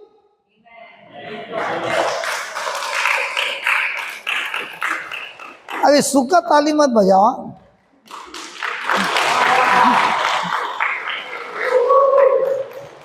Now, after listening to this, will you go and lay hands? I remember after I got born again, it was Christmas time. And that time I was very flat. So that time I had to put a pillow to become a Santa Claus. I had become a Santa Claus. And there was such an advantage of being a Santa Claus that the choir would go to the house and start singing. After all that was over, then the Santa Claus would go and give them sweets. And then the Santa Claus would ask, is there anybody sick in your house? And then the Santa Claus would lay hand and people were getting healed. There was one man who was on the bed for 4 years, and I got a chance as a Santa Claus to lay hands. And they said, okay, you can lay hands. And after laying of hands, after 2 weeks, he got completely recovered. That was my best Santa Claus that I've become only once in my lifetime. Now I don't need to use a pillow. But now they don't take me. Hallelujah. So what do? Did he say those who will lay their hands on the sick and pray? Look over there. Did he say, read. Everybody read it. And they shall lay hands on the sick and pray. He said, don't even pray. Khali touch. Khalas. Did he say that? Then why do you go around telling, keep me in prayer? Hey, why do you say, the biggest bondage in the Catholic Church, in my church, is keep me in prayer. You keep me in prayer, मैं घर की कहानी देखिएगा. You do all the mehnat, I will see football match. And then when the match is over, the devil is making new football. Did he say believe? Hello? Yes. Are we believing? And somebody said, बच्चे को लेके मत आना, मेरा copyright में खत्म हो जाएगा. अकेले आना है तो अकेले आना. And what did I say? Mr. Huh? Telling some secret about David. No, not about David. Okay, let's come back to David. Yeah, you want to say something? Give the baby and come. This time we went to Goa on holiday, and my baby Sequeira, she has this problem. She had this problem of acute bronchitis. If there is slight dust or slight smoke, also she gets she starts to cough, and the cough gets so bad that we have to give her puff. And then if that doesn't get better, we have to give her a steroid and then rush her to hospital. This is her case. So when we told the GP that we have to go to India, they put all kinds of fear, because as they came to know the word India, they told me that, just this is not the time to go because it's rainy season and everything. So we still went to India. We took all her medication and we went. When we were coming back from my place, Ajmer, to Goa back, my baby in the plane, she took bad. She took really, really bad. She vomited in the plane and she started breathing from here. So this is the sign that she has got an attack. That is the normal attack. The puff that I usually am supposed to give her was in the luggage. So I had no other option. Now what to do? Kevin told me, why did you keep it in that luggage? You know that this is a case, you should have kept it in the bag. I had no other option. He said, as soon as we go to Goa, we'll take her to doctor. I told him we are not going to go to Goa doctors because they will immediately give her antibiotic and they don't know her case. Only the UK doctors know her case. I got a sound of Uncle Johnson saying, whenever you get angry, you have the habit, like I get angry and I, bash the person like that. He said, when you get angry, bash the devil. So in that anger, I usually, do that Mark 11, but sometimes it doesn't happen. But that day, because I had no option, the medicine was not with me, no UK doctors, I said with that authority, for the first time with that authority, I said, in the name of Jesus, I speak to you, spirit of infirmity, spirit of asthma attack, get out of my Skylar's body right now in Jesus' name. And I believe that she is completely healed. We are not going to take her to the Goa doctors. She is completely fine and I'm not going to give her the puff. When we went to our flat, our neighbors were living there downstairs. They saw her condition. They started giving me different doctors' numbers. Let's go to the doctor. Let's go to the doctor. I didn't take her to the doctor because it is said, believe whatever you have prayed. So I believe that she is healed. Though the situation, what I was seeing, it was not the same. But we have to see the unseen. That same night, uncle had told us, when your children are sleeping, you and your husband lay hands and pray in tongues. That night we did that. The next morning we went again to our flat. We were not living that time there. We went. Our neighbors, they saw Skyla and they said, we were doing rosary. We were praying the divine mercy for her to get healed. Look at her. She's completely fine. She is, dancing around and all. How did you all do this? This is the fact, uncle. That time we started, then I opened my mouth and I said, this is what we did. We rebuked that spirit. And then that person took more and more interest. Before, when I was telling, they were not listening. They were not, they were not bothering also to hear. They were roaming around. But when they saw that with their own eyes, then they believed. And uncle, we also actually forgot about it. When they said, now that time we realized that she's still, playing, and I didn't give her the puff also because it was in the luggage bag. Perfectly fine. Do you know what healed her? Yeah. What? My faith. Faith में तो बहुत जन बात करता है. Everybody speaks in faith, right? How many of you caught what she said that was the root cause of the healing?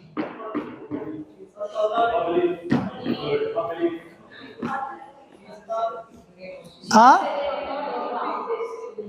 She said, in the name of Jesus. See, when a person is sharing a testimony, there is a secret that is shared. A rebuke, many people rebuke, but it is still going on. Huh? Anger, she converted into one negative part of anger, she converted into positive. Come on, she said something and you did not pick up.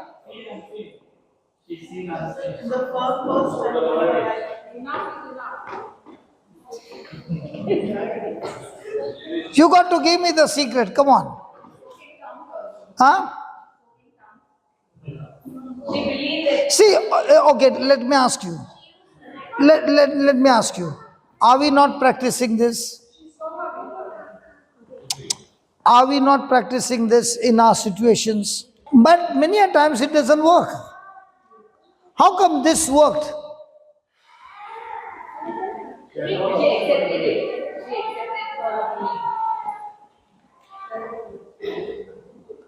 Okay, can I show you in the scripture? Then we'll go back to Eliab. Is that okay?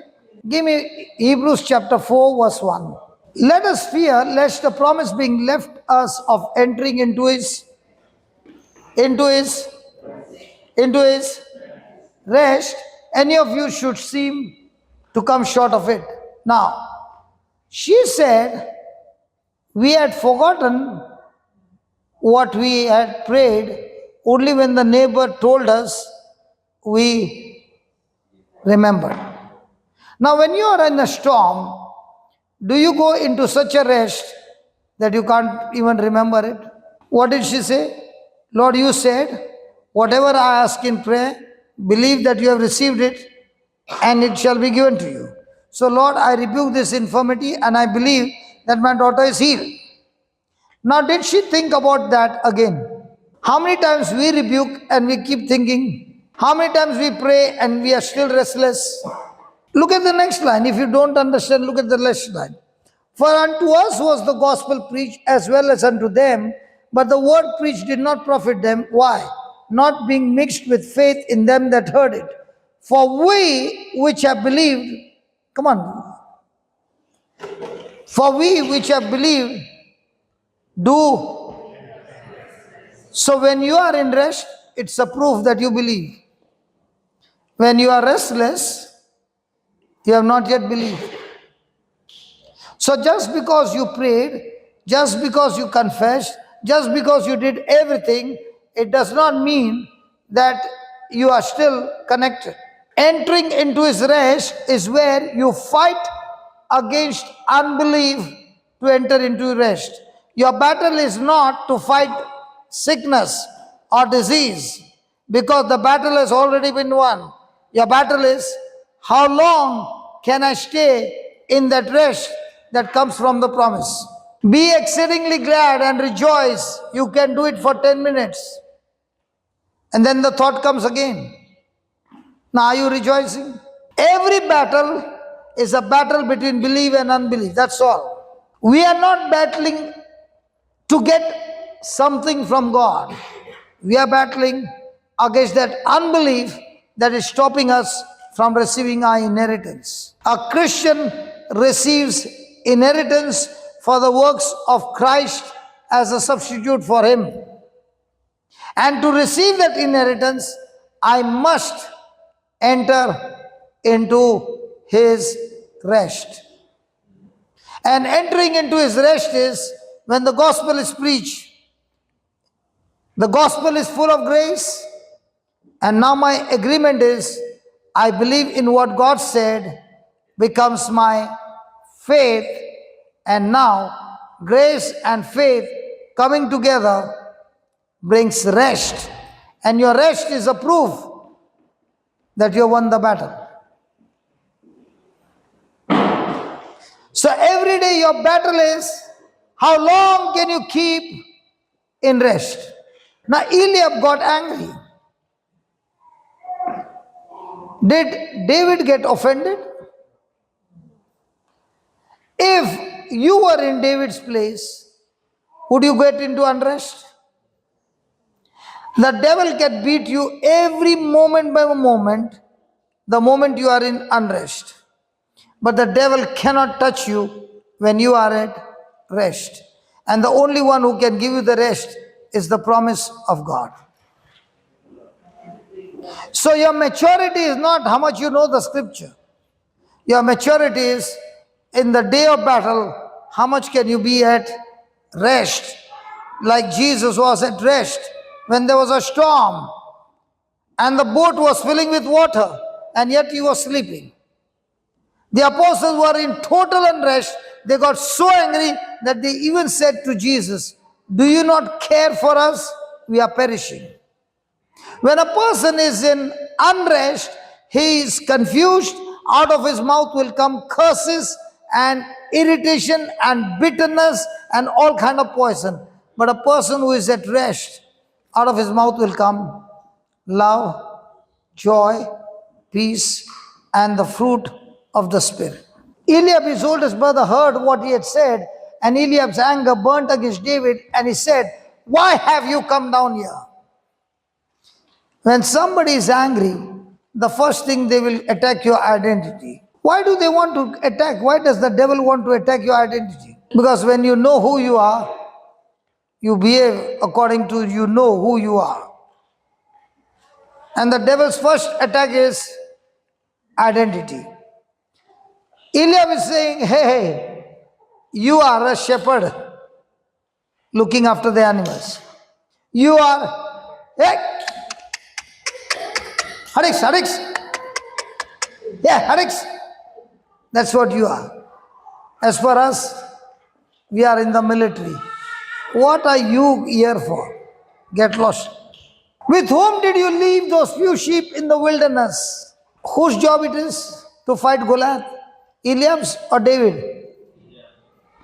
When he is not doing the job, a person who is anointed gets into the job. God always got substitute. If you don't step out in faith, God has already got a substitute.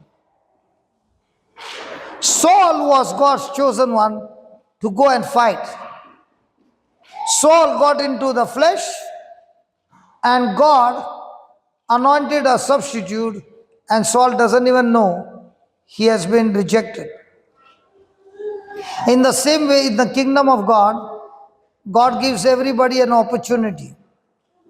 But when the person stays in the flesh, God has always got a replacement. Because God anyway wants his job to be done. If you are not getting in, God has a substitute. So, I know your presumption, O confidence, and the evil of your heart, for you have come down in order to see the battle. And David said, what have I done now? David said, what have I done now? So sometimes people are bitter with you. Why? What happens when you see somebody being chosen as a king and he's just a shepherd boy and you are well equipped, you are smart, you are everything, you got better than him and you don't get the position? In offices, do you get promotion? She got promotion.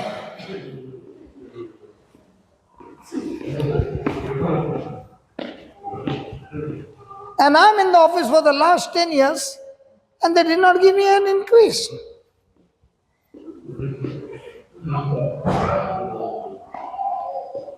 Did she get a promotion because she raised a heel?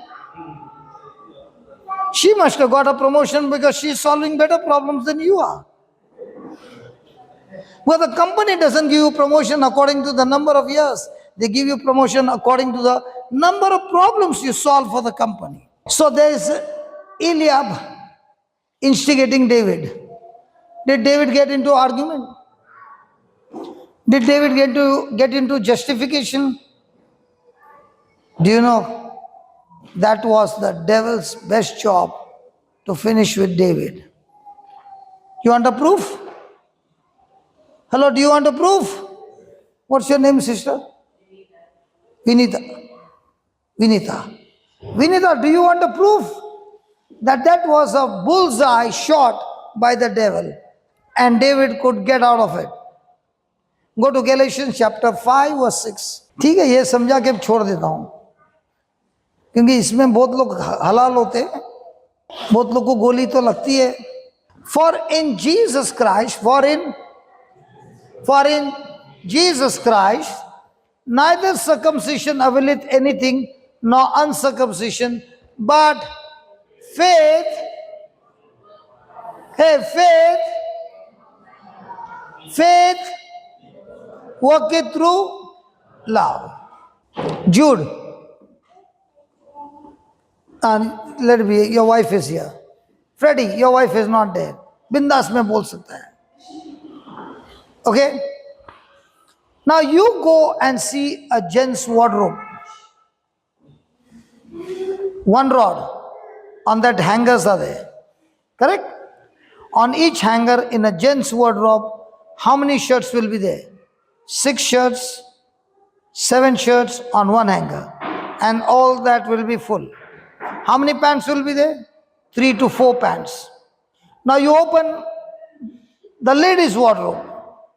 One hanger, one garment only and only a few.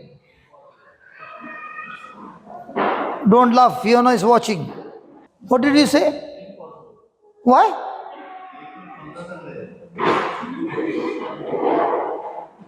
So tell me, which rod has got more pressure?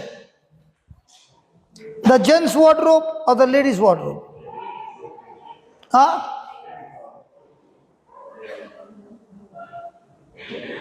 Vinita, what do you say? Ladies' wardrobe. Now, when the rod falls down, what happens to all the hangers? That rod is a love rod, and on that comes faith, deliverance, blessing, healing. All that is on that love rod. And every time the pressure that comes on you is the test of love.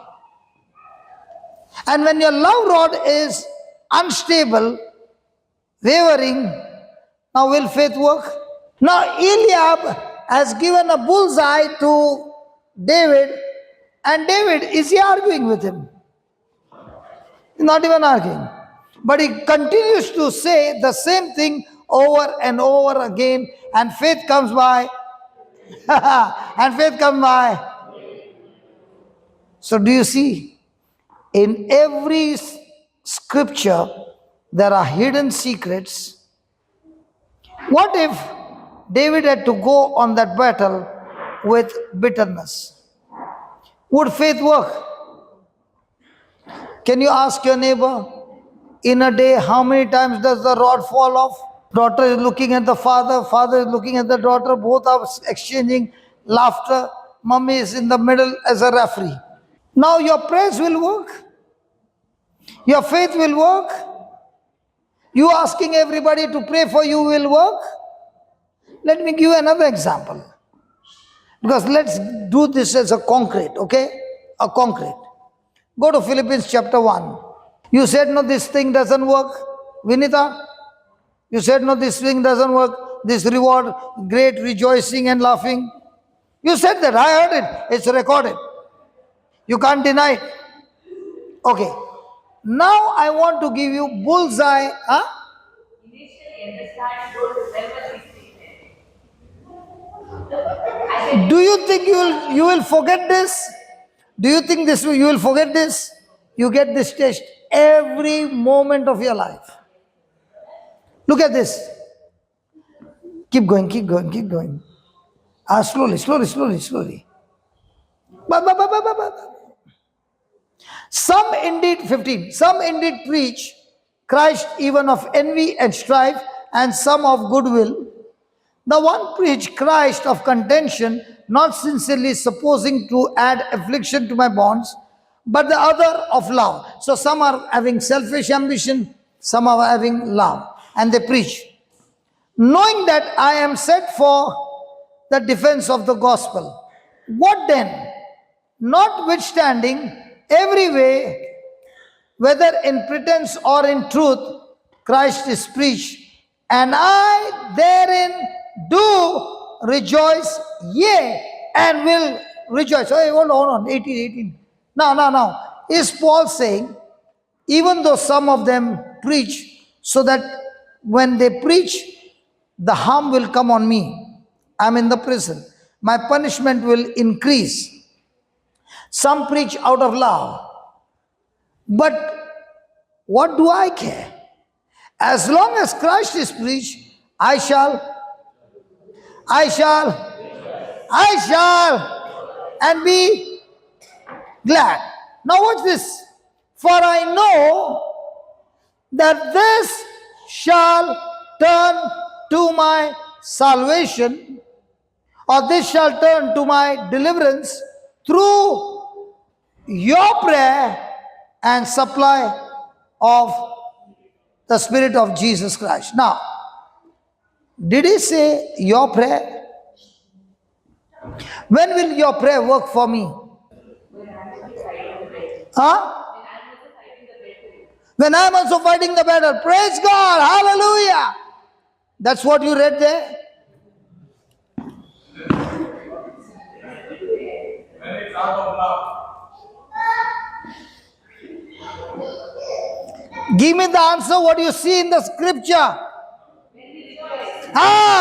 So my turn is to rejoice whether you're good, evil, or whatever you do. I don't care. I'm not your judge, but you're preaching Christ. I shall rejoice with you and I will praise God in this.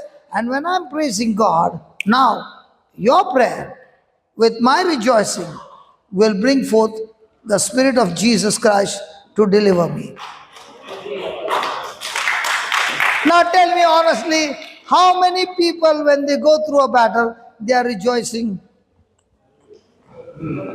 or they are crying? Hey, ask your neighbor, is he talking about you? Worried? Nobody's asking the neighbor. Come on, tell your neighbor, are you a champion in worrying? Now you can tell the whole world, pray for me. And the spirit of worry comes from who? Which spirit? Hallelujah. Come on, let's bow our heads and let us pray. No, sit down, no problem. Sit down, no problem. Just bow your heads and talk to the Lord and ask Him, God, thank you for teaching me. So many times I get offended. So many times I am bitter and angry.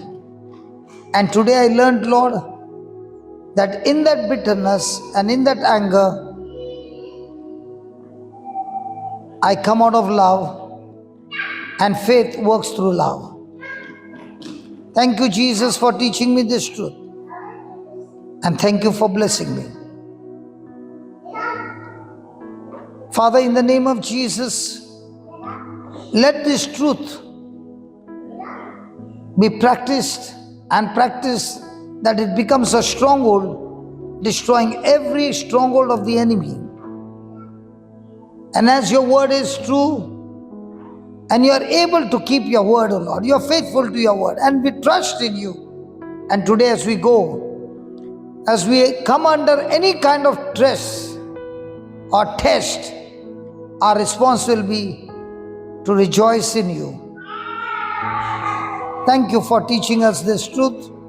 And as we leave this place, we are taking the seed planted in our heart, believing that our intimacy with you will become more and more closer and experience your great reward in our everyday life.